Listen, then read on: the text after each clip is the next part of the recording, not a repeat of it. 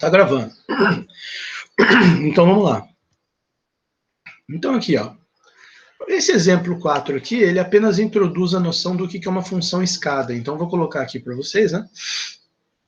Vamos colocar aqui na lousa. Função escada. Né? Apenas um conceito aqui, para a gente saber, né? Depois daqui parte do livro que está falando, a gente está no exemplo 4. Vou colocar só assim, exemplo 4. Função escada. Quer dizer, rapidinho aqui, só para dar ideia do que é uma função escada e do que é a integral de uma função escada, né? Ele diz aqui o seguinte, olha só a definição. Uma função escada é quando tem uma partição, T0 até Tn de AB, de números reais, uma partição T0 até Tn de AB de números reais, mas também e números reais C1 até Cn, tais que f de x é igual a ci, quando x está dentro de um daqueles subintervalos da partição. Tá? Quando f de x é igual a ci, quando x está dentro de um dos subintervalos abertos. Ó, você vê que não é menor igual, é menor. Ele ainda diz aqui, entre parênteses, note-se que nada se diz sobre os valores de f de ti. Quer dizer, exatamente nos extremos dos subintervalos, ou seja, nos valores específicos aqui da partição, T0, T1, T2, Tn, são os valores de ti, ele não está dizendo nada sobre a função. Pouco importa quanto ela vale. Já vai ser uma função escada. Né? A função escada é um exemplo desse conceito que eu acabei de mencionar agora há pouco, quando eu estava falando ali dos teoremas que a gente vai ver. Eu falei assim, função seccionalmente contínua. Né? A função escada é um exemplo de função seccionalmente contínua, ou contínua por partes. Né? Nem toda função contínua por partes é uma função escada, mas a função escada é uma função contínua por partes. Tá? Segue-se do teorema 3, do exemplo 3, já vamos relembrar, que toda função escada é integrável, e a sua integral dá isso aqui, tá certo? Então, tudo bem, vou só colocar isso aqui na lousa, para a gente registrar, né? F dois pontos de AB em R é função escada, vamos colocar aqui assim, F dois pontos de AB em R é função escada.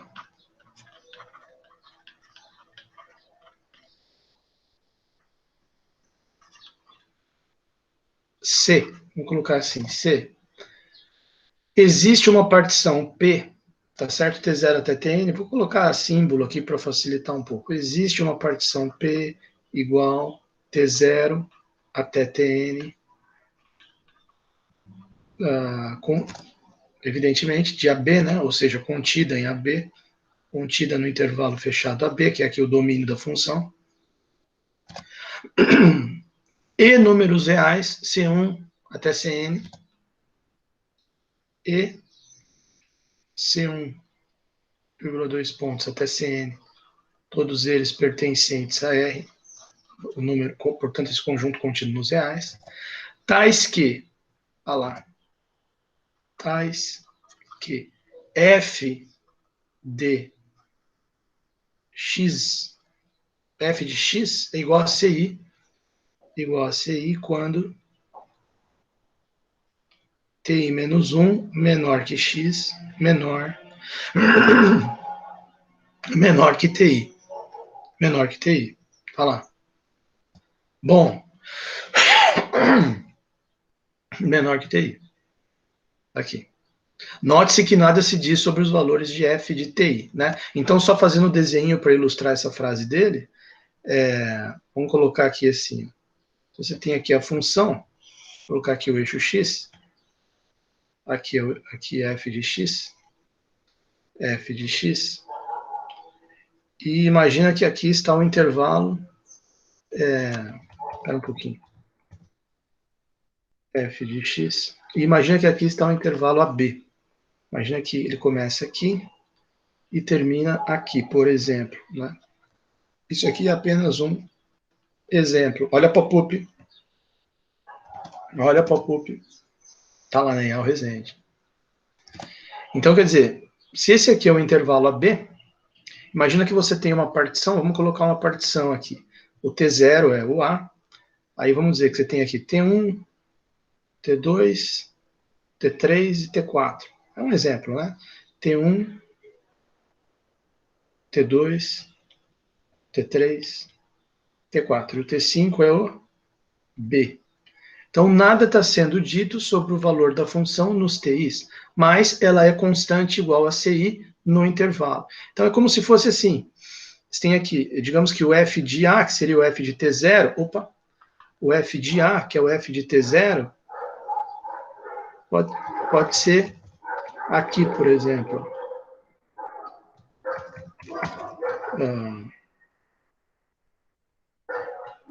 É um pouco difícil. Tá aqui.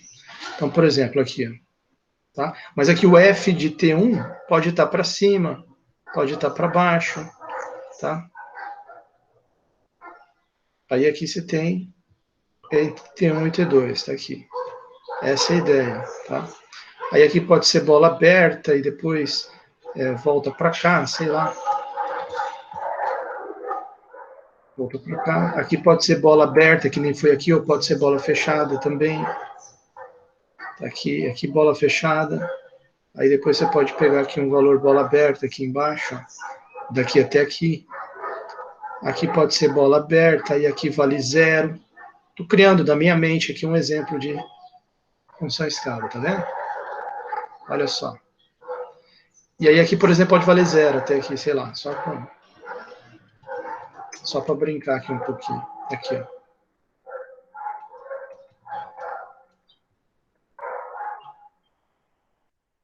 Pronto.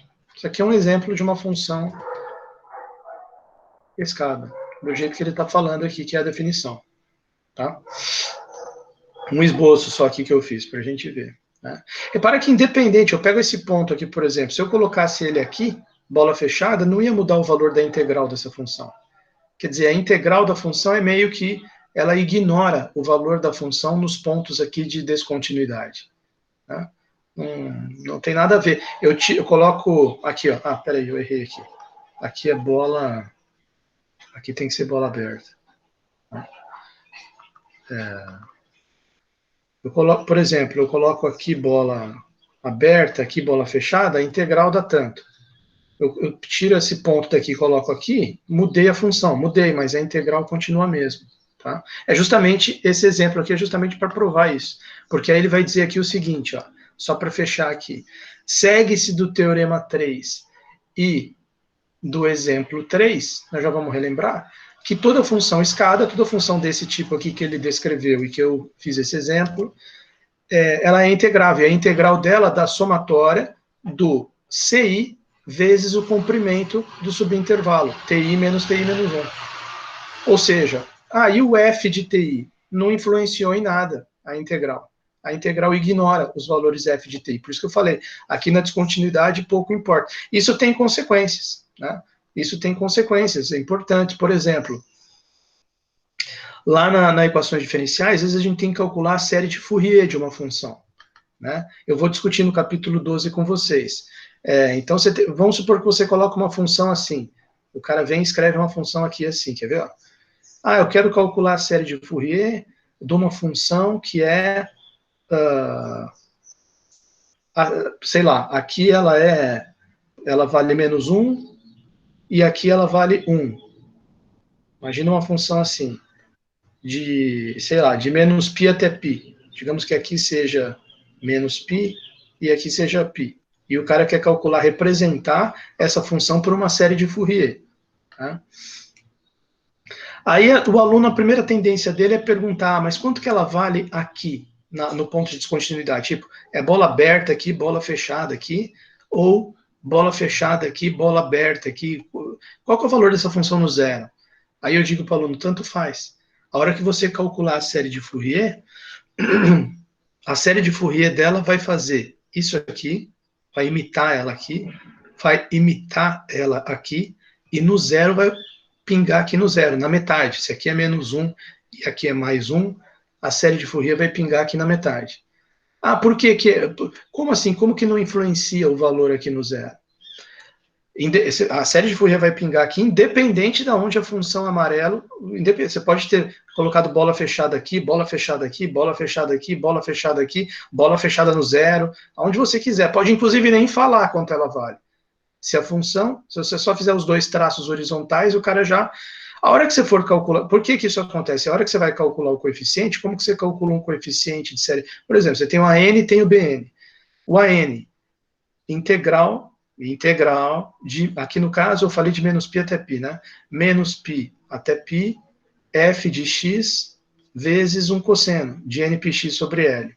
nπx dividido por L, no caso L é 1, então fica só desse exemplo aqui, ficaria só cosseno de nπx dx. Né? Então, para sair o coeficiente AN da série de Fourier, ela tem dois coeficientes, AN e BN. O BN é com seno, aqui no lugar do cosseno. Então, resultado, é o que eu estou comentando aqui da integral da função escada. O valor aqui no ponto não influencia. Como o coeficiente, a série vai ser determinada pelos coeficientes, né? A série de Fourier da função, f de x, vai ser um coeficiente constante, mais a somatória de AN cosseno mais BN seno. Então, só escrevendo resumidamente, depois a gente volta nisso aqui. É só um exemplinho aqui, para vocês entenderem a importância disso que ele está falando. Então, como para você calcular os coeficientes que aparecem aqui, dentro da série de Fourier, é uma integral da função, tá certo que da função multiplicando cosseno, mas você pode enxergar isso aqui como uma função zona, f de x. Tá? Então, continua valendo a mesma coisa que eu estou falando. É como se isso aqui fosse uma grande função, f de x. E para o Bn, vai ser a integral com seno. Então, é como se para calcular o Bn fosse a integral de uma grande função zona g de x. O que vai acontecer? Independente de como você definir aqui a função, essa integral aqui não vai alterar. É consequência direta desse resultado aqui. Consequência direta desse resultado, tá certo? Bom, então, quer dizer, a série de Fourier da função não tem jeito. Né? O quanto que vale ela aqui no ponto de descontinuidade, a função, não importa.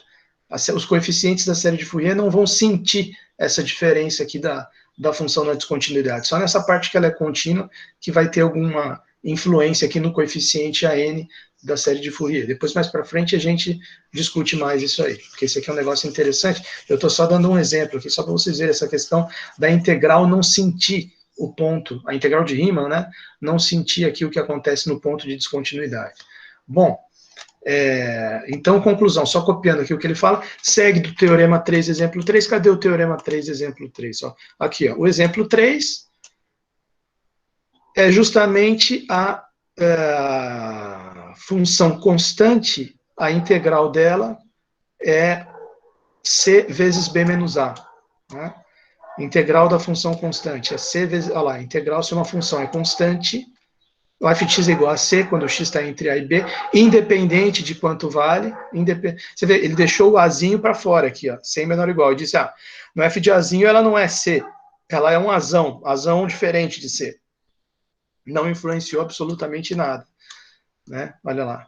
A integral da f de x foi c vezes b menos a, foi a área ali delimitada pela função, ignorando o extremo, né?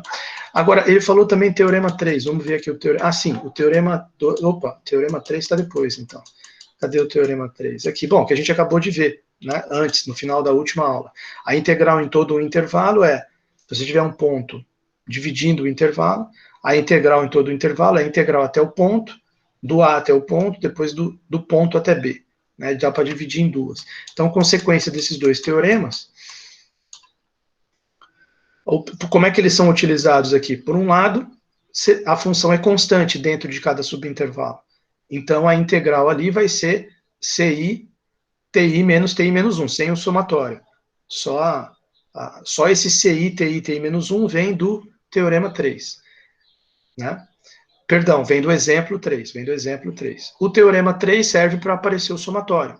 Como aqui você não tem só um ponto, que nem lá no exemplo, tinha só um trecho que a função é, só um intervalo, só de A até B, onde a função é constante, você tem aqui vários intervalos, né? Porque você tem toda uma partição.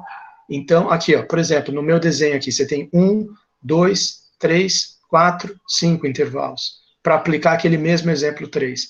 Então, utilizando daí o teorema 3 junto com o exemplo 3, surge o somatório, né? Eu vou escrever, em vez de escrever numa frase só, eu vou quebrar aqui em duas frases, né? Do teorema 3, primeiro do exemplo, né? Do exemplo 3, sabemos que a integral dentro de um intervalinho só desse, né? A integral de ti menos 1 até ti, f de x dx, vai dar igual a quem? Quanto que ela vale nesse intervalo? Ela vale, dentro do intervalo ti menos 1 até ti, a função vale ci. Então vai ficar ci vezes o comprimento desse intervalo. Qual que é o comprimento de ti menos 1? Isso aqui vem do exemplo 3, ponto final. Vem essa parte aqui. Porém, você tem vários intervalos, então a integral total da função vai ser a somatória disso. Aí é teorema 3. Do exemplo 3, sabemos isso. Do teorema 3,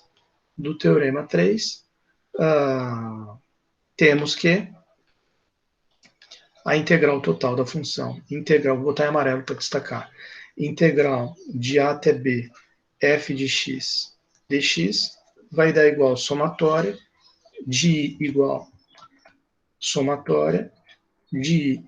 a 1 até n, de igual a 1 até n, exatamente, ci, ti menos 1. Certo? Pronto. Essa é a integral de uma função escada. Legal esse exemplo. Legal. Agora, ele vem com essa convenção aqui depois, ó, do exemplo. Olha só, vou botar aqui uma observação. Observação. Convenção. O que diz essa convenção aqui? Ela diz o seguinte, ó. Convenção. A igualdade, que a gente acabou de ver no teorema anterior, né? Que eu acabei de lembrar aqui, o teorema 3. Aqui, ó. Teorema 3. Repara que o C estava entre A e B, né? Para valer essa igualdade aqui do teorema 3, uma das hipóteses é que esse Czinho que aparece aqui na fórmula, ele está entre A e B, está maior do que A e menor do que B. Então, olha só o que ele vai falar aqui. Convenção. A igualdade que acabamos de ver no teorema 3, integral de A até B, f de x dx igual integral de A até C, f de x dx mais integral de C até B, faz sentido apenas quando, conforme estava no teorema, tudo bem, C está entre A e B, ok? Bom, a fim de torná-la verdadeira para quaisquer ABC, quer dizer, como é que você poderia afirmar que isso aqui é válido para quaisquer valor que eu pegar de ABC, independente se isso aqui... Veja, isso aqui já implica que os três são diferentes, né? A menor do que C menor do que B, em particular, significa que A é diferente de C, A é diferente de B e C é diferente de B. Não pode ter nenhum igual aqui, mas se ele for generalizar para qualquer ABC, uma das possibilidades é tem que pegar A igual a B igual a C. Aí ficaria assim, integral de A até A igual integral de A até A mais integral de A até A, ou que é a mesma coisa que escrever integral de A até A igual integral de B até B mais integral de C até C. Mas aí o teorema não engloba isso, porque o teorema precisa ser os três diferentes. Né? A fim de tornar essa igualdade, ou então outra possibilidade, eles não estão nessa ordem. É tipo A menor que B menor que C. Mas continua valendo. Imagina que você inverte a ordem desses dois aqui. Fica A menor que B menor que C. Continua valendo essa igualdade? Pelo teorema, só não. Né? Porque violou aqui essa parte, dessa desigualdade. Mas será que dá para generalizar e vale em qualquer caso? A fim de tornar essa igualdade verdadeira, sejam quais forem A, B, C pertencente a R, faremos duas convenções. Então ele não chamou de teorema. Faremos duas demonstrações de dois teoremas. Não é isso que ele está falando. Temos duas convenções. Né? O que são convenções? São definições. O que é uma convenção? É uma definição universalmente aceita. Uhum. Então, duas convenções que serão adotadas doravante, daqui para diante. Né? Primeira convenção. Claro que, veja, não é porque é uma convenção, não é porque é uma definição que está sendo colocada ali meio que arbitrariamente, né? Não é porque é isso que não vai fazer sentido nenhum com todo o resto que você já estudou. Né? Ela é uma definição, mas digamos assim, ela concorda, como é que eu posso colocar? Ela não, ela, digamos assim, ela é coerente, ela é uma definição, uma convenção, mas ela é coerente com todo o resto que você já estudou. Né? Ela não vai ficar contradizendo o resto, as outras coisas. Né? Ela é uma convenção, tá, não tem demonstração, só vamos convencionar isso aqui. Tá, convencionamos isso, mas, tá, faz sentido, digamos assim. É coerente com todo o resto que você já estudou. Né? Então, por exemplo, duas convenções. Primeira, a integral de A até A.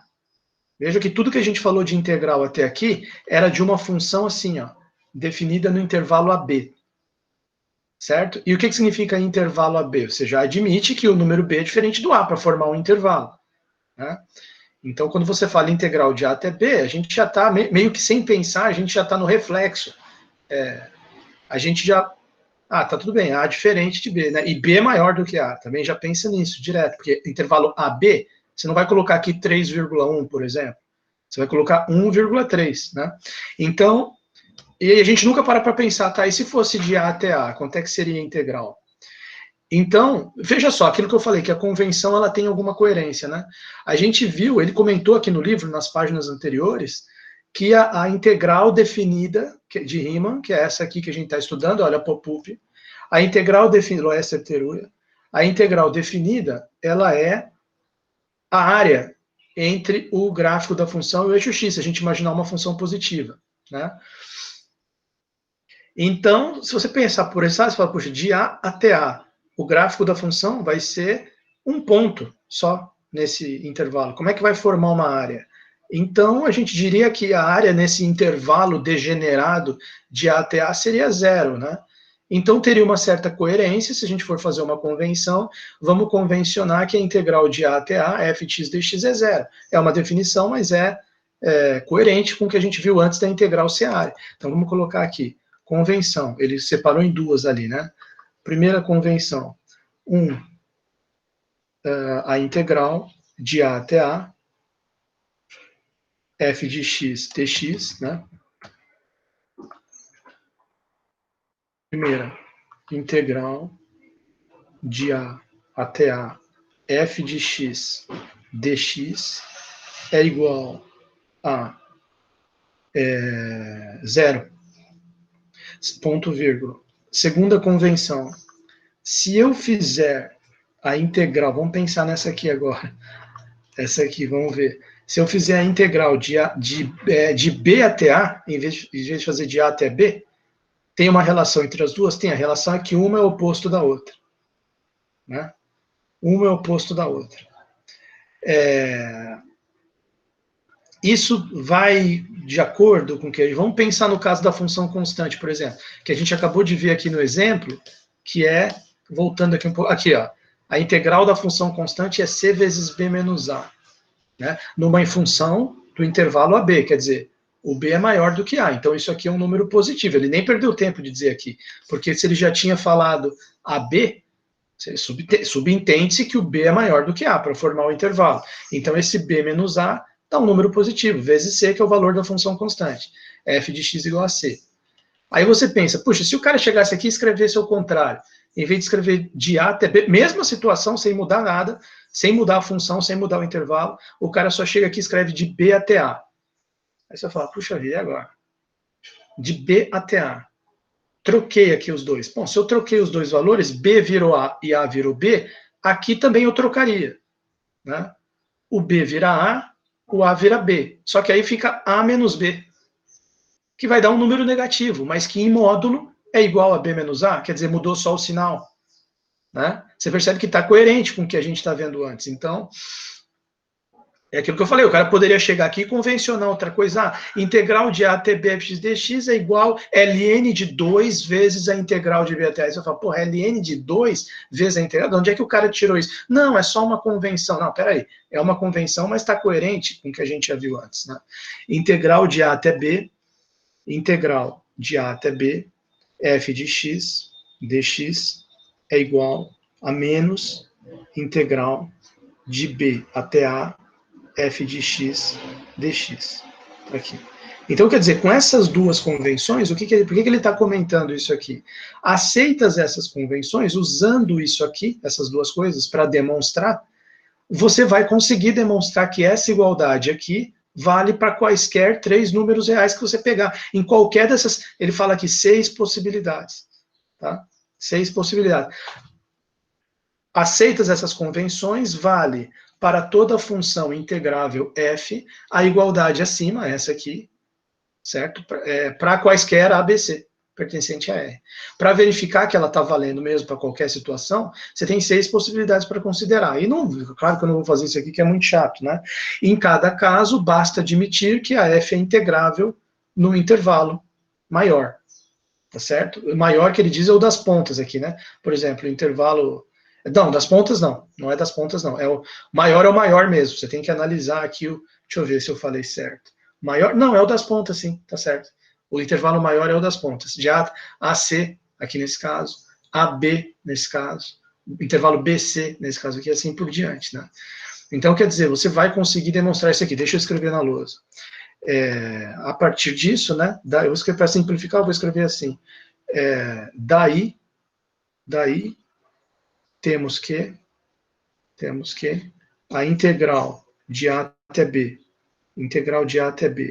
f de x dx, é igual à integral de A até C. Quer dizer, a mesma igualdade com essas mesmas letras na mesma posição vai valer em todos esses casos. Tá? Igual à integral de A até C, f de x dx, mais integral de C até B, f de x dx. Ponto final. Não, ponto final não. Temos que isso aqui vale, vírgula, para todo A, vírgula, B, vírgula, C pertencente a R. E não só naquela única situação aqui, essa, do teorema 3. Tá? Por exemplo, se eu pegar A menor ou igual a B menor ou igual ao que C, já é diferente dessa aqui, né?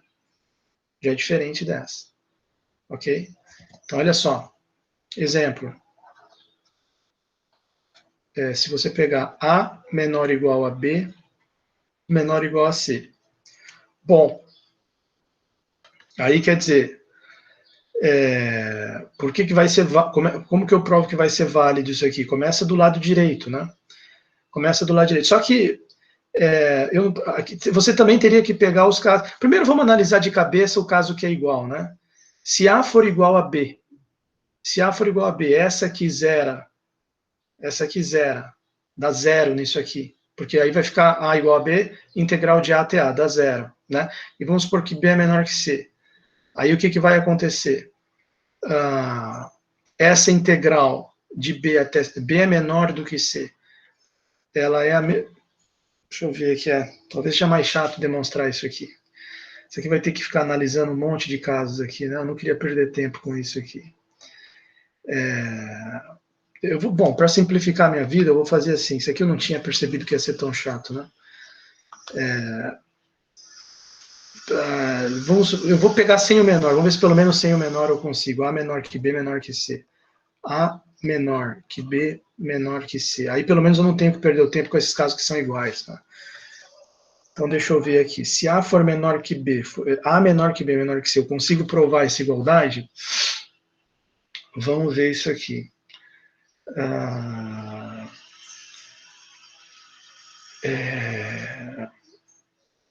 Vamos ver isso aqui. Integral.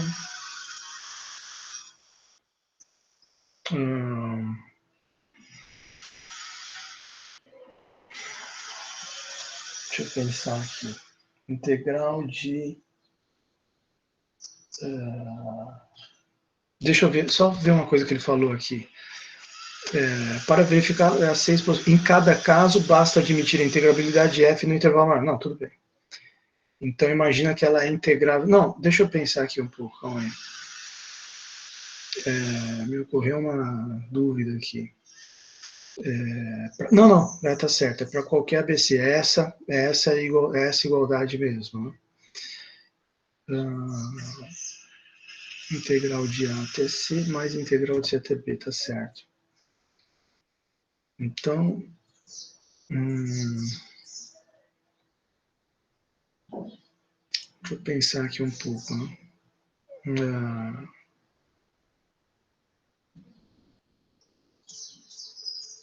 Já sei. Já sei como fazer isso aqui.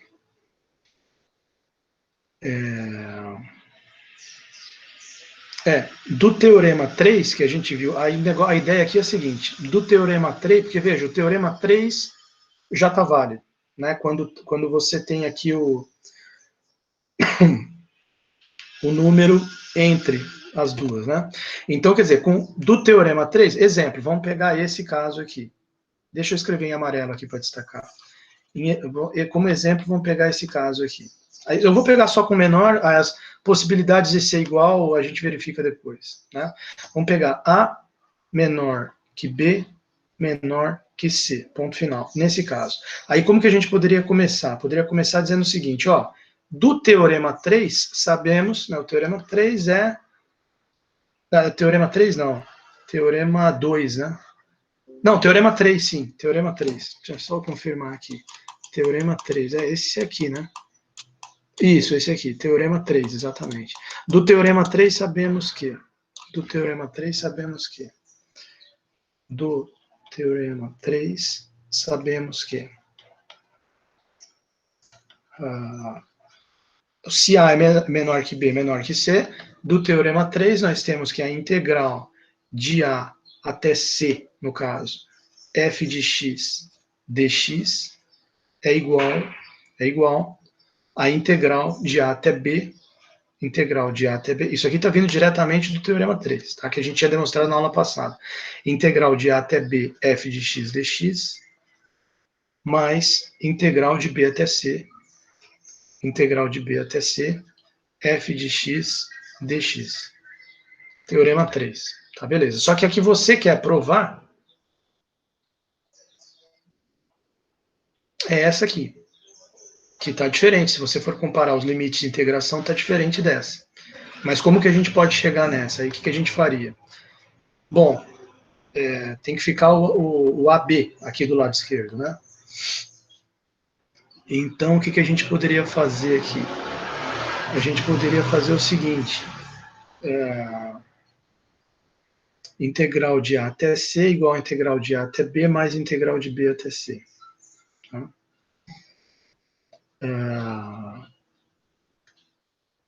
Da onde a gente conclui que, isolando a integral de A até B aqui do lado de cá, integral de A até B, f de x dx, fica igual a, seria essa menos essa. Então, seria integral de A até C, integral de A até C, de A até C, f de x dx, menos essa aqui, menos integral de B até C. B até C, f de x dx, ok? Só que aí entra a convenção. O que a convenção disse aqui para a gente? É número 2. Eu posso mudar aqui a ordem dos limites de integração e colocar um sinal. E trocar o sinal. Né? Essa 2 aqui significa o seguinte, mudou a ordem do limite de integração, coloca um menos, que é a mesma coisa que trocar o sinal. Né? Menos vezes mais é menos vezes menos é mais. Então, aqui vai ficar assim, isso aqui é igual a essa que já estava, integral de A até C, f de x dx, f de x dx, aí aqui eu vou trocar os limites de integração, então fica menos com menos dá mais, integral, e aqui fica, em vez de ser de B até C, é de C até B, f de x dx. Tá lá, ponto final.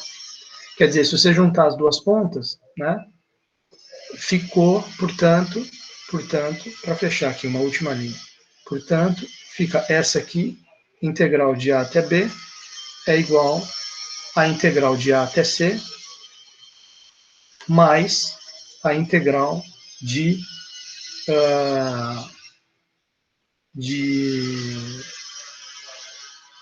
C até B. AB, AC, CB. É exatamente o que você precisava chegar. AB, AC, CB. Tá? Então, provou provou que é válido isso aqui, igual está no Teorema 3, num caso diferente, nesse caso aqui, ó, que não é o que estava escrito. No Teorema 3. No Teorema 3 era A menor do que C, menor do que B. Então você conseguiu chegar aqui, ponto final. Tá? Eu não, bom, eu tenho 6 possibilidades, aí eu não vou fazer isso aqui. Aí a questão do igual. A questão do igual, né? Vamos supor que a gente tivesse A igual a B, por exemplo. A igual a B. Aí a gente partiu disso aqui, né? A gente partiu disso aqui, certo? Se A fosse igual a B, essa integral aqui de A até B ficaria integral de A até A, ou B até B, tanto faz, que daria zero. Ela iria desaparecer, certo? E aí você ficaria com integral de A até C igual integral de B até C, certo? Se você passar, quer dizer, deixa eu aqui, ó, vamos colocar aqui, quer ver, ó? Deixa eu colocar aqui embaixo que eu acho que é melhor. Vamos supor que o A fosse igual a B, né? E se A fosse igual a B, junto com A menor ou igual que B, menor ou igual que C, né? Se tivesse esse... Não, então vamos colocar assim, A igual a B, tem um jeito mais inteligente de escrever. E se A for igual a B, que é menor que C? Tivesse esse caso particular aqui. Aí você ficaria com a integral, essa primeira linha que eu escrevi, ela ficaria integral de A até C igual integral de A até C igual. Aí aqui ficaria a integral de A até B. Integral de A até B mais a integral de B até C. Integral de B até C. Só que isso equivale a dizer, como o A é igual a B, ficaria integral de A até C, integral de A até C, igual a integral de A até A, que é zero, pela convenção integral de A até A, mais integral de B até C. B até C. Só que pela convenção 1, essa aqui dá zero. Então, isso aqui é equivalente a dizer que integral de A até C, integral de A até C é igual integral de B até C. De B até C. Ficou assim. Passando ela para o outro lado, isso aqui fica equivalente a dizer que a integral de A até C menos integral de B até C é igual a zero, né? Ou, peraí, deixa eu fazer diferente isso aqui. Deixa eu fazer assim, passo essa aqui para o lado de cá. Então vai ficar assim, zero igual menos integral de A até C mais integral de B até C. Aí, convenção 2. Aqui, convenção 1. Convenção 1 que a gente usou aqui. Aí, agora aqui é a convenção 2. Isso equivale a dizer que zero é igual integral de C até A, integral de C até A, mais integral de B até C. Aqui são, como elas são dois números reais, né? Mais integral de B até C. Como são dois números, cada integral vai dar um número real como resposta, então é comutativo. Então isso aqui equivale, é equivalente a escrever primeiro essa, e zero igual integral de B até C, mais integral de C até A, certo? Então, isso aqui ficou... como a gente sabe que esse zero aqui, ó, esse zero, ele, aqui, ó, zero é integral de A até A, e como A é igual a B, eu posso escrever de A até B. Então, eu posso trocar esse, para fechar aqui, ó, olha que legal que ficou a última passagem. Eu posso trocar o zero por integral de A até A. Então, fica integral de A até A igual integral de B até igual integral de B até C, olha só o que vai acontecer aqui, de B até C, mais integral de C até A. Só que acontece o seguinte, o A é igual a B, pelo começo do nosso raciocínio aqui. Então, eu posso, com essa ideia de que o A é igual a B, eu posso reescrever isso aqui da seguinte forma. Esse integral de A até A, eu posso escrever ele integral de A até B. Esse integral de B até C, como A igual a B, eu posso trocar o B por A, fica integral de A até C, mais esse integral de C até A, fica integral de C até B. Pronto. Voltou naquela primeira AB, AC, CB, que é a do Teorema 3. AB, AC, CB. Fechou.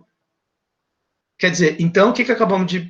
E utilizamos as convenções para mostrar que quando A igual a B menor que C, totalmente diferente do Teorema 3, que era A menor que C, menor que B, está invertido aqui, aqui está igual agora, quer dizer, alteramos bem isso aqui. Mas utilizando as convenções, a gente chegou na mesma coisa. AB igual a C, CB. Olha lá no final. AB igual a C e CB. E a gente não tinha partido disso, a gente tinha partido de AC, Teorema 3 a gente partiu, AC, o intervalo maior, igual AB mais BC, tá? Então, muito legal isso aqui. Quer dizer, eu explorei esse aqui, né, só. E mesmo assim, claro, o outro igual, do lado de cá, é analogamente, aí nem precisa fazer realmente, né? Porque fica muito óbvio, mas é o mesmo, vai ser o mesmo passo a passo aqui praticamente. Agora, você teria também que analisar esses outros casos, mas vocês já vendo aqui como que eu trabalhei esse aqui, já, quer dizer, vai ser tudo meio que um repeteco também, né?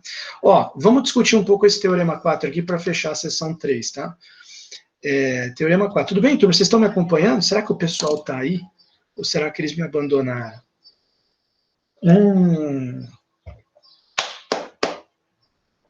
Pelo menos um campeão aí dentro. Opa, não, vi Luges. Emanuele Cláudio, Luiz Angelina Prigol, tem um pessoal aí, Karina da Costa, Eliette de Stephanie, tá lá. Muito obrigado pela presença de vocês. Muito obrigado. Lúcio Hernani Duarte. Ó, turma, com todo respeito. Com todo respeito. Teorema 4, tá certo? Sem mais perda de tempo, sem brincadeira sem graça.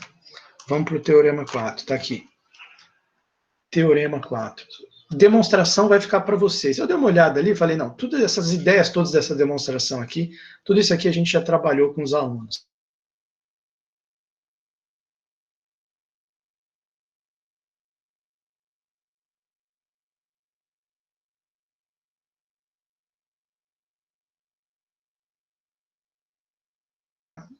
Que você conhece bem desde o... Opa, acho que deu uma oscilada. Acho que eu senti uma... Eu senti aqui uma... Eu senti uma perturbação na força aqui, hein, turma? Meu lado Jedi aqui sentiu uma perturbação na força. Olha lá, tá lá. Não, eu senti aqui. Mas ainda está compartilhando a tela? Será que está compartilhando a tela? Vamos ver aqui. Olha lá, vocês estão vendo aqui o Teorema 4? O Teorema 4 deu uma perturbada na força aqui. Vamos ver aqui. Foi a ordem 66. Não sei lá o que é isso. Olha, a ordem 66. Estamos vendo, tá lá. Olha só, presta atenção. Teorema 4, desculpa aí, turma. Desculpa, senti um pequeno desequilíbrio na força aqui. Teorema 4. Dividido em 5 partes. Primeira parte. Antes de mais nada, sejam duas funções, como eu estava dizendo na hora que caiu, né? São algumas regrinhas operacionais que vocês conhecem desde o cálculo 1. Integral da soma é igual à soma das integrais. Se eu tenho uma constante, eu posso colocar para fora da integral. O produto também é integrável, essas duas são integráveis. Regrinhas, né?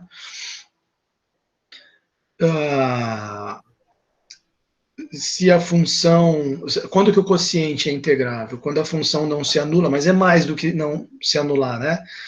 Depois, na parte de integral imprópria, isso aqui vai ficar mais... Integral imprópria agora é a última sessão do próximo capítulo. A gente vai ver que isso aqui vai ficar mais claro, né? Não é só questão de não se anular. Ela precisa ser maior ou igual que uma constante, né? Então,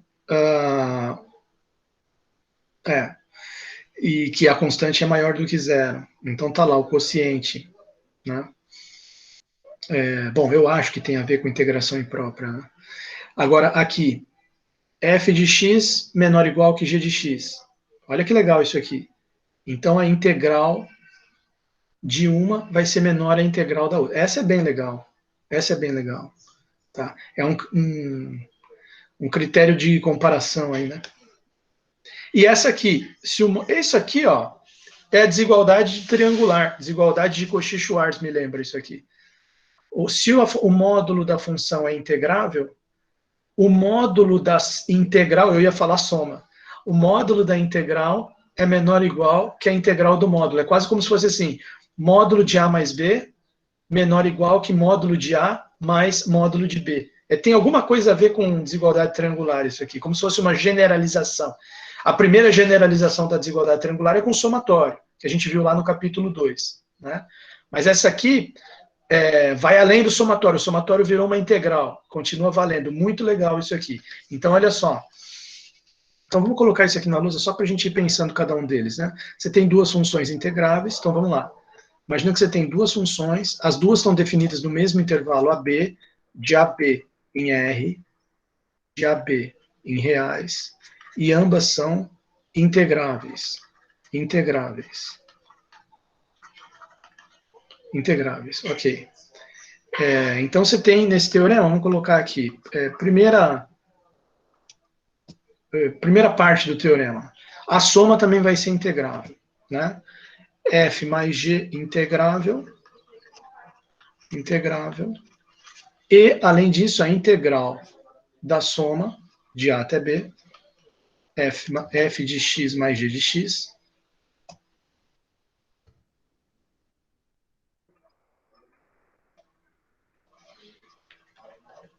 dx é igual integral de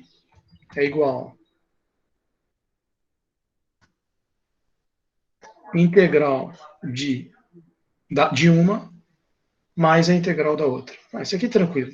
Isso aqui é tranquilo. A integração distribui em relação à soma. Integral de A até B, g de x, dx. Ponto final. Tá? Agora, item 2. Item 2. Ele diz o seguinte. Vamos ver aqui rapidinho. O produto também vai ser integrável. Tá certo? O produto é integrável. Mas aí você não pode dizer que a integral de f vezes g é integral de f vezes integral de g. Aí não dá, né? Aí não dá. Aí fica difícil. Aí não tem uma fórmula, né? F vezes g é integrável. É integrável.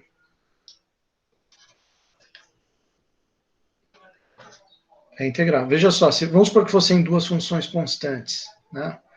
E eu integrasse, por exemplo, de 2 até 3, vamos dizer assim, sei lá, de 0 a 1, integral, ou tudo bem, vamos pegar de 1 a 3, da função constante igual a 2 dx. Então, a gente viu que isso aqui vai dar 2 vezes 3 menos 1. Só um exemplinho rápido aqui.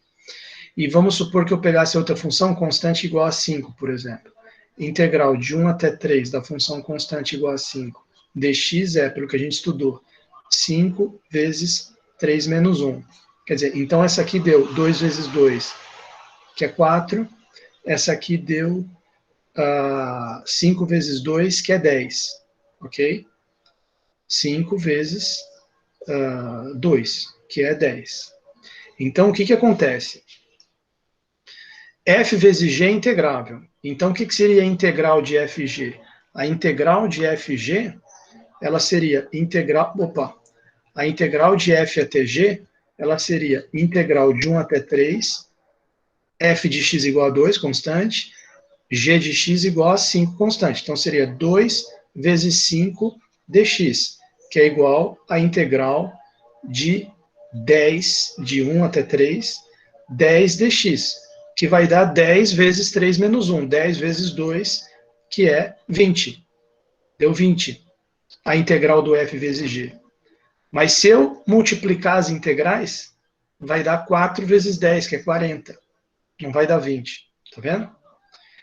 Pensa nisso aqui. Isso aqui é um exemplo para mostrar que não tem uma fórmula que nem essa da soma. Né? Que integral de f mais g, igual a integral de f mais integral de g. Aí, vamos supor, produto. Poderia ter uma fórmula assim. Integral de f vezes g igual a integral de f vezes integral de g, que nem tem aqui para soma. Só que eu estou vendo, eu acho que eu consegui criar um contra-exemplo aqui. Integral de 1 até 3 da função constante, 2 dx. 4. Ok? Pela fórmula que a gente viu lá no exemplo 3. Integral de 5 dx, função constante igual a 5. 5, ok? 10. 5 vezes 2. 3 menos 1 é 2. 5 vezes 2 é 10. 10. Aí multiplica as duas. 2 vezes 5 é 10. Integral de 10, de 1 até 3. Vai dar 10 vezes 3 menos 1. 10 vezes 2, que é 20. Essa aqui deu 20, do lado de cá. Só que essa vezes essa ficou 4 vezes 10, que vai dar 40. Então, 20 diferente de 40. É só um... Não precisa... Eu só fiz aqui só para a gente ver por que aqui ele colocou uma fórmula e aqui ele não colocou. Né? Se tiver alguma fórmula, não é tão imediata que nem a do item anterior. Né? Isso que eu estou tentando expressar aqui para vocês. Bom, FG é integrável. Agora, se você tiver uma das funções constante, certo? E a outra função, uma função qualquer, você pode tirar a constante da integral. Né? Tirar, que não é a mesma coisa que fazer integral vezes integral, porque a integral da constante não seria só o c multiplicando, seria c vezes b menos a. Não tem o b menos a aqui. Tá? Então, isso aqui é uma coisa muito utilizada no cálculo 1, quando a gente resolve integral. Né? Então, vou colocar assim, FG é integrável, ponto final, né? Ponto final. E se c é um número real, vale a fórmula integral de a até b, c vezes f de x, dx, igual a c vezes integral de a até b, f de x dx. F de x dx. Ok? Ponto final. Terceiro item aqui do teorema. Vamos ver aqui o que ele diz aqui. Tá. A questão de quando que o quociente é integrável. Então, aí, você veja que o produto é integrável direto, né? Basta que f e g sejam integráveis, não tem mais condição nenhuma. F e g são integráveis? São. Então, o produto é integrável. Ok? Agora, no caso do quociente, já vai aparecer uma condição aqui. Se 0 menor que k... Vamos ver a demonstração desse item 3 aqui. Se 0, para não dizer que não viu nada. Acho que esses outros dois aqui, vocês não vão encontrar problema.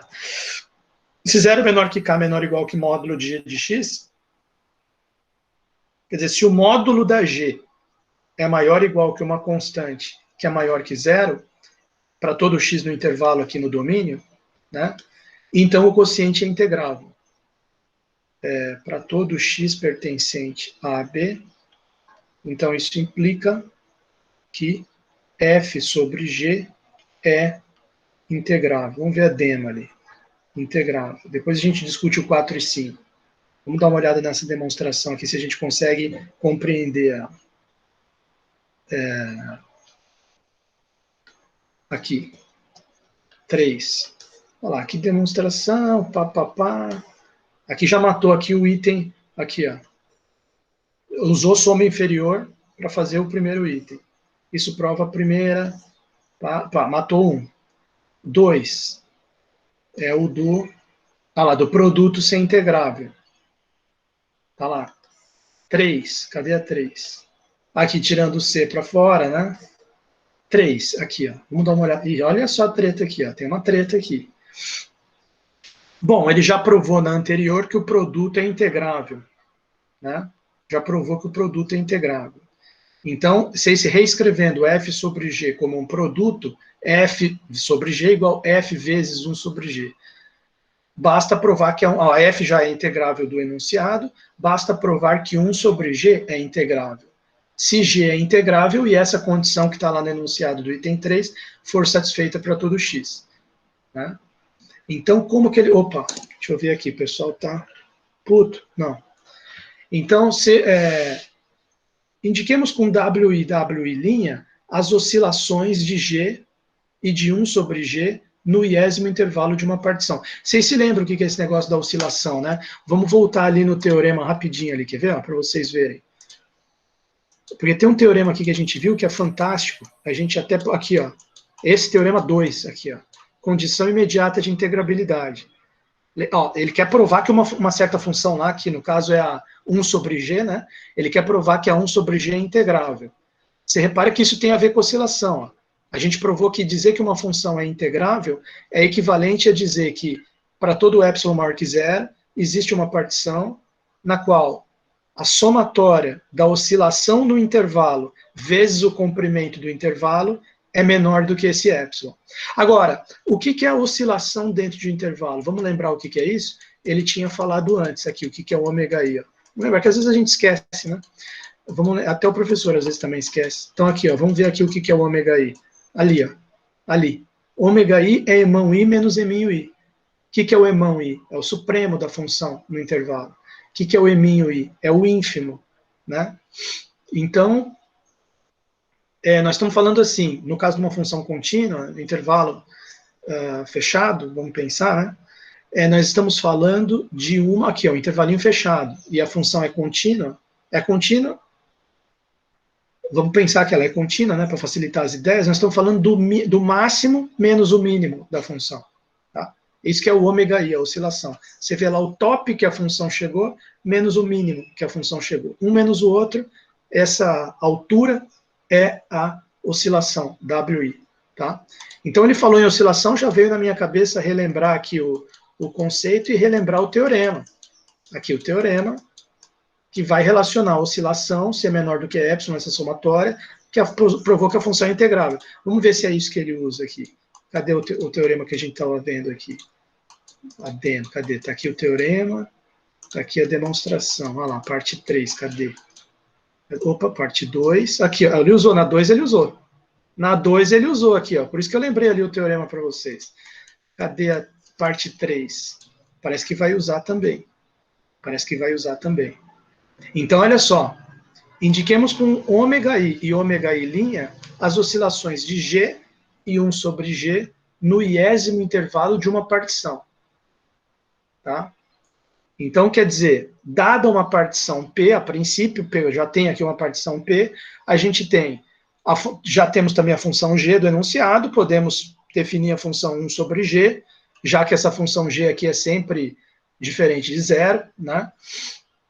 Porque ela é sempre maior ou igual que o módulo dela é sempre maior ou igual que um K que é maior que zero, então não tem jeito, ela nunca é zero. Não tem como, né? Então,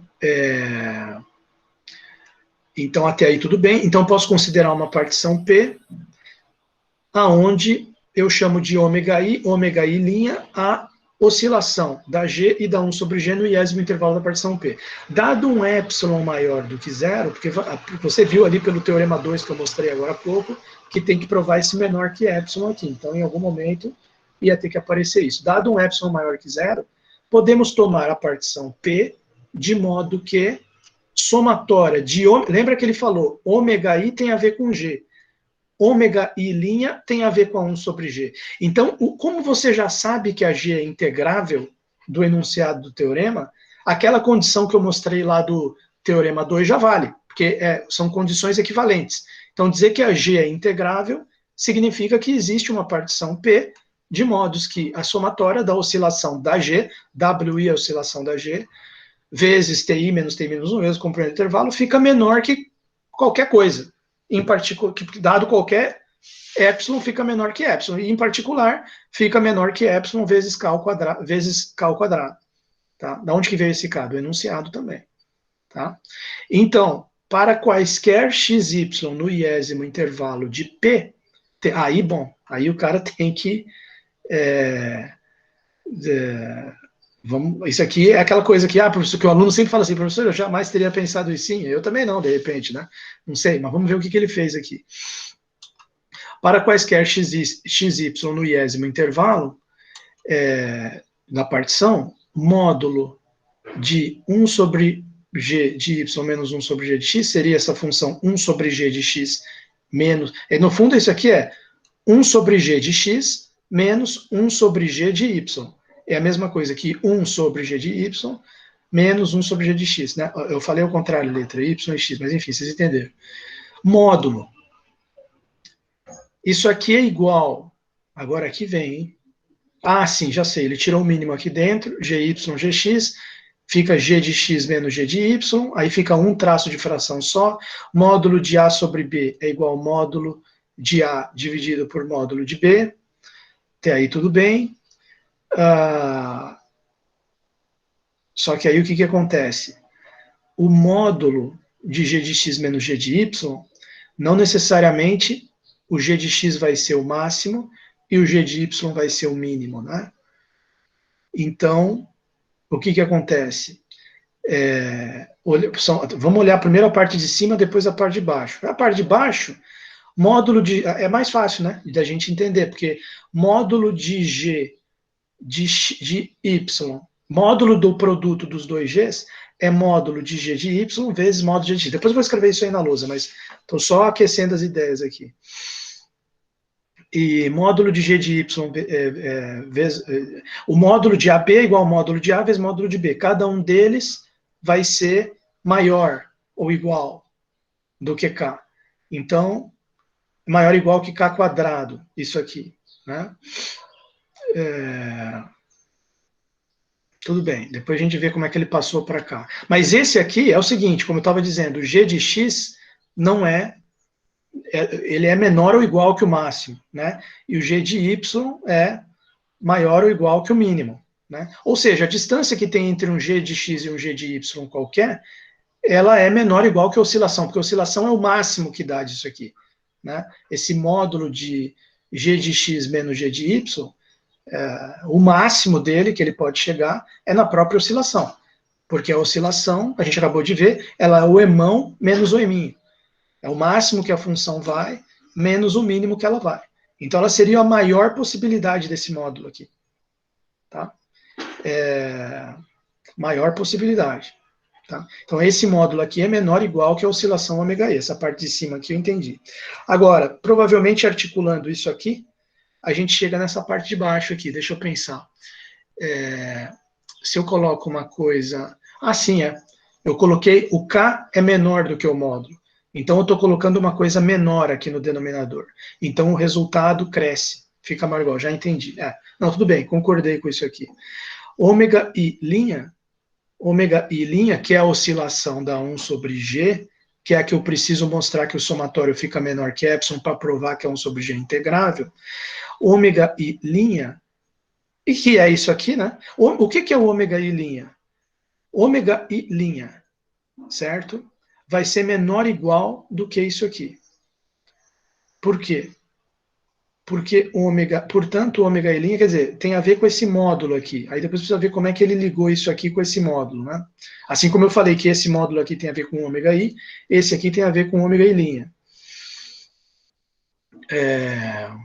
Tem a ver com ômega I'. É menor ou igual que ômega I sobre K ao quadrado, é esse aqui. Segue-se então que essa somatória menor que, vai usar essa desigualdade aqui que ele já tinha falado antes, menor do que epsilon. Logo, 1 sobre G é integrável. Tá? A única coisa que vai precisar ver aqui é como que ele articulou esse ômega I' com esse negócio aqui. Tá? Eu acredito que essa vai ser a demonstração mais sofisticada das 5 aqui. As outras todas vão sair bem mais facilmente. Tá? Por isso que eu estou dando uma pensada nela aqui junto com vocês. Vamos colocar na lousa aqui essas ideias, né? Vamos colocar aqui na luz, vamos fechar a aula estudando isso aqui, depois aquelas outras duas que eu queria fazer fica para a aula de amanhã, né? Pessoal, como eu tinha dito para vocês, né, só fazendo uma pequena lembrança aqui, amanhã, 1h15, eu vou dar uma aula de substituição da terça para vocês, tudo bem? Eu espero que vocês não estejam putos com isso aí. Eu vou fazer isso aí amanhã, tá? Não sei se vocês estão me ouvindo aí, se caiu a live. Alguém poderia... Acho que todo mundo foi embora, né? Tá, não, tudo bem, tá jóia. Tá joia? Não, tudo bem.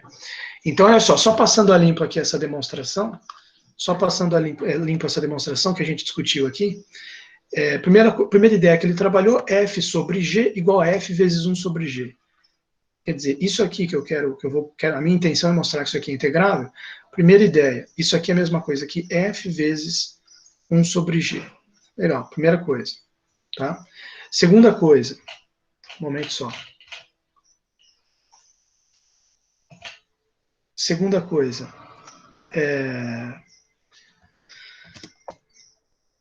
então vamos mostrar que a 1 sobre g é integral, porque aí cai no item anterior que o produto é integral. Tudo bem. Segunda coisa, ômega i são as oscilações de G, então, próxima coisa, seja uma partição P, seja P igual a uma partição, T0, vírgula, reticência até Tn, uma partição do intervalo AB, fechou, ponto final. Aí o que acontece? Ômega i, oscilação de G no iésimo intervalo da partição P, ou seja, ômega i, oscilação de G em TI menos 1, vírgula TI. Essa foi a próxima ideia que ele trabalhou. A outra ideia, ômega I, linha, oscilação de 1 sobre G no mesmo intervalo. Ponto final, ponto final. Beleza, essa foi outra ideia. Aí ele diz o seguinte, dado um epsilon maior que zero, aqui faltou, assim, eu escreveria aqui, como sabemos que do enunciado a G é integrável, vou escrever assim, como G, como por hipótese, G é integrável, então, dado epsilon maior que zero, dado epsilon maior que zero, vírgula, existe uma partição P que faz isso aqui acontecer. Existe, aí é teorema 2, eu vou botar no final. Existe uma P partição tal que a somatória de igual a 1 até n, ômega i, TI, até agora tudo fluindo aqui para mim, TI menos 1 é menor do que epsilon vezes k ao quadrado. Faltou só escrever aqui o k, mas eu não escrevi na lousa, mas está aqui quem é o k, não tem dificuldade nenhuma. É esse valor constante aqui que existe por hipótese, tá? Então, beleza. Para quaisquer x, então dado xy no iésimo intervalo de pertence, ponto final, dados x, y pertencente a TI menos 1, vírgula TI, vírgula, o que a gente tem? Aí vem aquela continha ali que ele fez, que eu vou destacar aqui. Módulo de um só, que eu vou escrever um passo a mais aqui. Módulo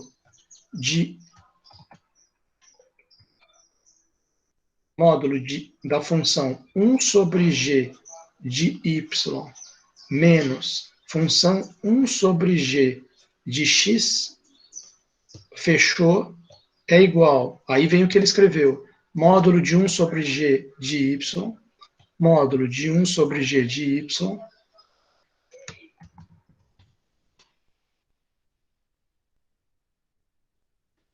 menos 1 sobre g de x. Aí tira o mínimo, né, vai ficar assim, vou fazer um passo a mais aqui. Vai ficar g de x, ou, no caso, g de y, g de x, colocar na mesma ordem que ele colocou ali. G de x, g de y, menos g de x. Tá? Isso aqui, menor ou igual, ômega i sobre k ao quadrado. Menor ou igual, ômega i. Aqui, qual que é a ideia? Não, deixa eu fazer mais um passo. Isso aqui é igual, divide o módulo, né? Vai ficar em cima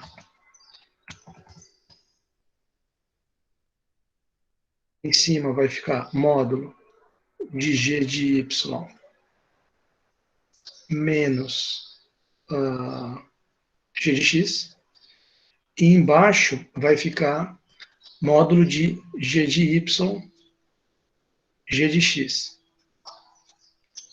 Módulo de G de Y, G de X. Isso. Aí o que acontece? Veja bem, isso aqui é igual à oscilação da função nesse intervalo. A oscilação da função nesse intervalo é igual a ômega i, certo? Da G, agora eu estou falando só da parte de cima aqui, da G. Não tem mais 1 sobre G aqui. Ou esse módulo aqui é igual, ou ele é menor do que a oscilação. Porque isso aqui, esses dois valores, eles são menores ou iguais que o emão máximo, sup, e maiores ou iguais do que o inf, que é o eminho. Então eu entendo que essa parte de cima, ela aqui é só um rascunho, eu vou apagar depois. Essa parte de cima, ela é menor ou igual que o ômega i. E essa parte de baixo, dá para escrever até mais um passo aqui, ó. Essa parte de baixo, ela é igual ao produto, né, do módulo ali. A parte de cima fica igual, módulo de g de y menos g de x, e a parte de baixo fica módulo de g de y vezes módulo de g de x. Então, o que acontece? Se eu colocar um valor maior do que isso aqui no numerador, esse valor seria ômega i, e um valor, quer ver, ó? Se eu colocar um valor maior do que isso aqui no numerador, seria ômega i, e um valor menor do que isso aqui, porque o que é eu colocar k ao quadrado? É k vezes k, sendo que cada um desses k's é menor do que o g.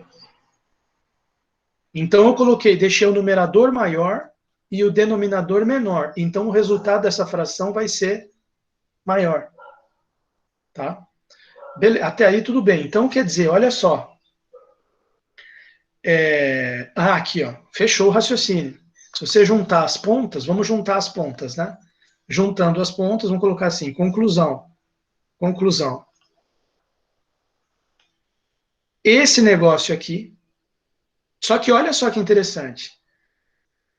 Esse negócio, não, vou escrever só as pontas. Módulo de 1 sobre g de y menos função 1 sobre g de x, esse módulo, ficou menor ou igual do que isso aqui. Ômega i dividido por ômega i dividido por k ao quadrado. Tá? Ômega i dividido por k ao quadrado. Agora, vamos pensar aqui. Tudo bem, essa foi a conclusão que a gente chegou, porque agora agora é o ponto crítico, que é relacionar isso aqui com ômega i linha, né? Vamos voltar ali. Beleza, fez tudo isso aqui. Aí, ó, portanto, ômega i linha é menor ou igual, né? Como é que eu poderia... E aí fechou a demonstração, quer dizer, mas tudo bem, essa parte aqui a gente faz depois, mas esse negócio aqui do ômega i linha é menor ou igual que isso, como é que a gente poderia justificar? Veja, o ômega i linha, ele mesmo disse aqui, ó, é a oscilação da 1 sobre g. Tá? Então, o que acontece? A oscilação para quaisquer xy, certo? Para quaisquer xy vai valer isso aqui. Olha o detalhe aqui do raciocínio. Para quaisquer xy, eu vou conseguir escrever essa desigualdade aqui. Para quaisquer um que eu pegar no intervalo. Então, já que é para quaisquer um, inclui também o caso de eu pegar justamente o xy, que faz isso aqui ser a oscilação. O xy que dá, aqui dentro fica o max, ou sup, da função 1 sobre g, e fica no y, por exemplo, e no x, no 1 sobre g de x, fica o ínfimo dela. E aí isso aqui virou oscilação. E aí continua valendo a desigualdade. Porque a desigualdade está válida para quaisquer xy. Entendeu? Então, ele não fala nada, para não ter que escrever toda essa frase, mas seria bom eu falar aqui como eu estou falando, só para a gente entender o raciocínio que está por trás. Então, vou colocar assim, daí, né, por esse raciocínio que eu acabei de falar, como está valendo para todo o xy, então, eu posso pegar aquele xy específico que faz esse módulo virar oscilação e vai continuar valendo a desigualdade. Oscilação de quem? Da função 1 sobre g. Wi' é menor ou igual que Wi dividido por k elevado ao quadrado. Ponto final. Bom, e daí? Eu quero provar que eu tenho uma desigualdade que nem essa, que é para o Wi sem a linha, Eu quero provar ela para o WI com linha. Aí eu provei que é 1 sobre G é integrável, aí o produto é integrável, aí F sobre G é integrável, acabou o item 3. Né? Então, quer dizer, olha só como é que fica. Como é que eu provo que isso aqui é menor que epsilon? Dessa forma. Esse somatório aqui que eu quero, cadê ele? Está aqui. Somatório de igual a 1 até n, ômega i, linha, vezes ti menos 1, ômega i, linha, ti menos 1, ele é, veja bem, se eu já falei que o ômega i, linha é menor ou igual que isso, eu já posso substituir. Então vai ficar menor ou igual que o somatório de igual a 1 até n, ômega i sobre k ao quadrado, ti menos 1. Certo? Só que, veja bem, isso aqui é uma constante, k ao quadrado. Pode vir para fora. Aí é igual 1 sobre k ao quadrado, somatório, de igual a 1 até n, ômega i, ti menos 1. Só que esse aqui, esse somatório sem o ômega i linha, só com o ômega i sem a linha, a gente já viu que menor que epsilon vezes k ao quadrado. Então ficou isso aqui menor do que 1 sobre k ao quadrado vezes epsilon vezes k ao quadrado, que é igual a epsilon. Fechou. Junta as duas pontas. Esse somatório com linha é menor do que epsilon. Portanto, o somatório ômega i, linha, ti menos 1 ficou menor, juntando as duas pontas, né? Menor do que epsilon. Fechou. E, portanto, daí, f sobre g integrável, que é o que eu queria provar. Ponto final. Porque eu acabei de provar que a 1 sobre g... Na verdade, com isso aqui, eu provei que a 1 sobre g é integrável, né? Vamos... Assim, daí a 1 sobre g... eu vou colocar assim, 1 sobre g para não confundir.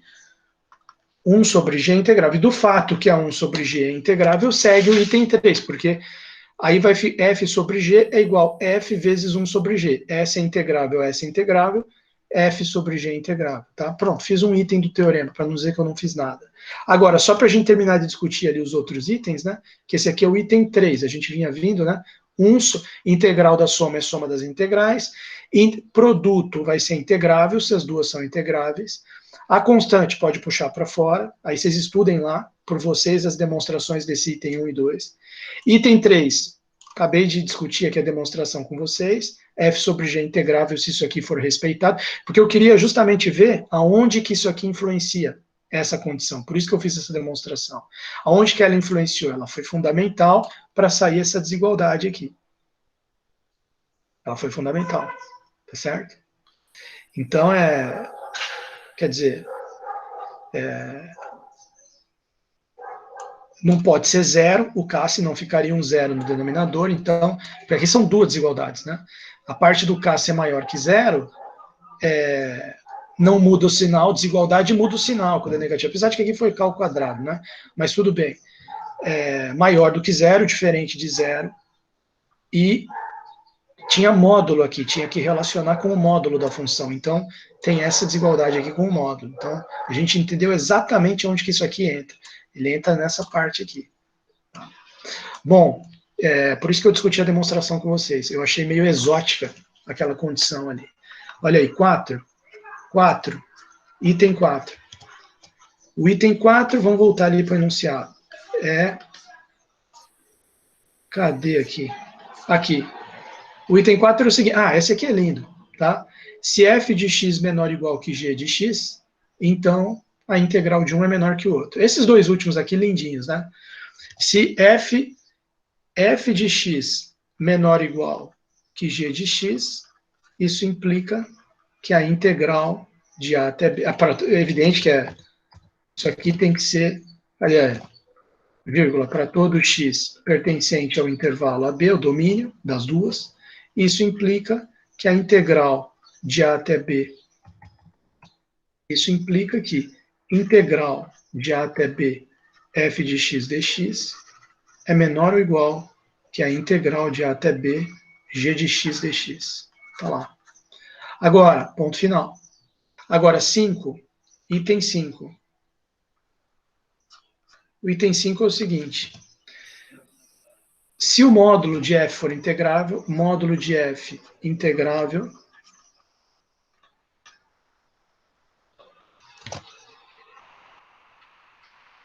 não, módulo de, na verdade não é C, se como lá no começo tá f é integrável, então o módulo de f também vai ser integrável. E, além disso, vai ter essa relação aqui que eu falei, que é como se fosse uma generalização da desigualdade de Cauchy-Schwarz, que é de Cauchy-Schwarz, da desigualdade triangular, tá certo? Talvez tenha alguma relação com o Cauchy-Schwarz também, não sei, agora que eu falei, talvez no meu subconsciente eu já vi que tem uma relação, não sei. Tem que pensar mais depois. Módulo da integral é menor ou igual que a integral do módulo. Módulo da integral de A até B, f de x dx, f de x dx, é menor ou igual que a integral do módulo. Integral de A até B, módulo de f de x dx. Módulo de f de x dx. Não, opa, desculpa. Módulo de f de x dx. Agora sim, ponto final. Tá? Bem legal isso aqui. Que nem eu falei para vocês, tem aquele módulo de A mais B menor ou igual que módulo de A mais módulo de B. E tem também o módulo de somatória de AI menor ou igual que a somatória do módulo de AI. Eu vejo como se fosse uma sequência. Tem essa primeiro, depois tem essa, e depois no final tem essa com a integral. Como se fosse uma evolução. Passou primeiro por essa, depois passou por essa, depois chegou nessa aqui. Bem bacana. Bom, beleza. Agora no meu relógio aqui já são 9h14. Eu peço perdão para vocês por ter começado um pouco atrasado hoje, mas amanhã eu retomo, tudo bem? Amanhã eu retomo, eu vou salvar aqui, parar a gravação em primeiro lugar, né? Para a gravação, que já está tarde, os alunos já devem estar putos.